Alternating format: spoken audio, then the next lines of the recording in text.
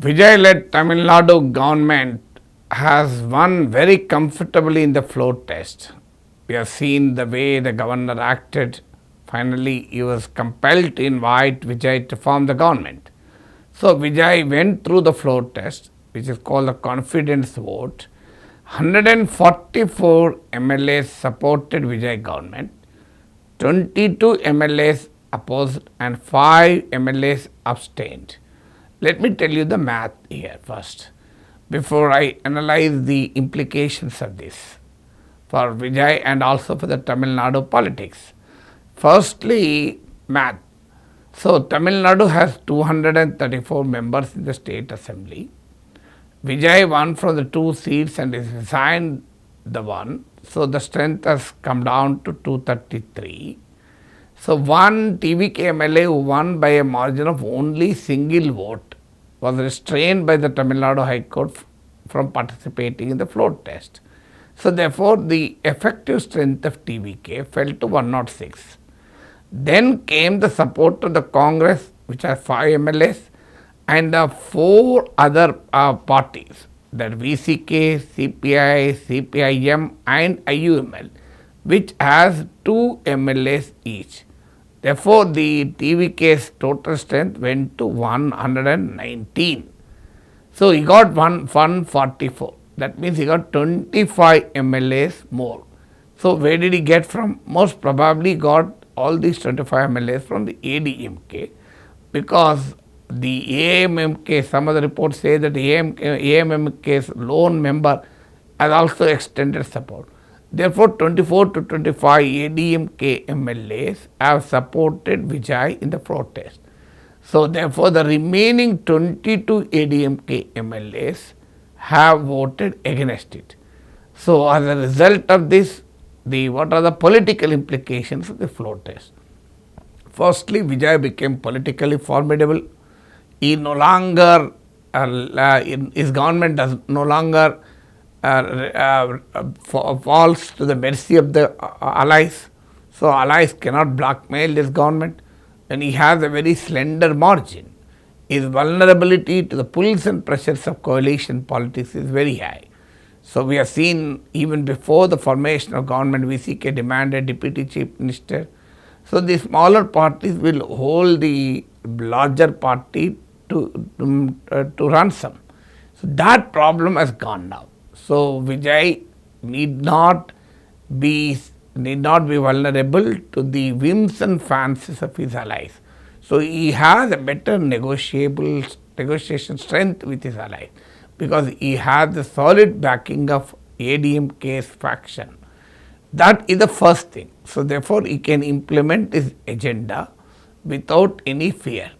So, he can keep the allies at a bay. Then the second political implication is, well, he becomes politically stronger despite numerically very weak majority, because the DMK is a strong party. Vijay might have won the election, he might have got 35% of the votes, he might have got 108 MLAs, but still the DMK is very strong on the ground. It has a very powerful leadership in the form of Stalin. So, DMK has already taken up a strong Dravidian position. Udayanidhi Stalin has yet again attacked Sanatana Dharma in Tamil Nadu Assembly. So, DMK wants to monopolize on the Dravidian sentiment, as Vijay is not seen as fervently Dravidian as he can. So, therefore, DMK has a grassroots organizational presence. Well, TVK doesn't have such a kind of a robust organization. So, of course, it has a massive support of sections, especially the younger sections and the women voters. His support cuts across all the caste religious groups. So, that is the second advantage. So, he becomes politically formidable. He can face the formidable opposition DMK with confidence. Third, the ADMK lands in a very serious crisis. So, it is heading for a two-way split. Palaniswamy led faction becomes the minority. We will have to see what happens if Shanmugam Velumani led rebel group muster the support of another 7 MLAs, they can easily evade anti-defection law on the ground that the 2/3 of MLAs are merged with the TVK. Otherwise, the official ADMK may initiate proceedings under the anti-defection law, but the speaker belongs to the TVK. So, therefore, these anti-defection procedures will not be decided so easily. So, therefore, the ADMK is into serious trouble after the Vijay's formidable win in the floor test.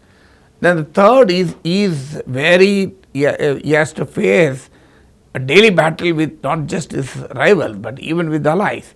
Some of the allies started finding fault with his policies, because when he has allowed 6 stanzas of Vande Mataram to be sung, that too before the Tamil state song. Tamil was Tamil Thai. He has faced criticism from his allies like VCK and the left, and the VCK and TVK has overlapping support base among Dalits. 17 of the district secretaries of TVK are from the scheduled caste. Out of the 108, disproportionately 28 MLAs of TVK are scheduled caste MLAs. So, out of them, 4 of them are won from the unreserved seats also. VCK's support base is also a scheduled caste support base.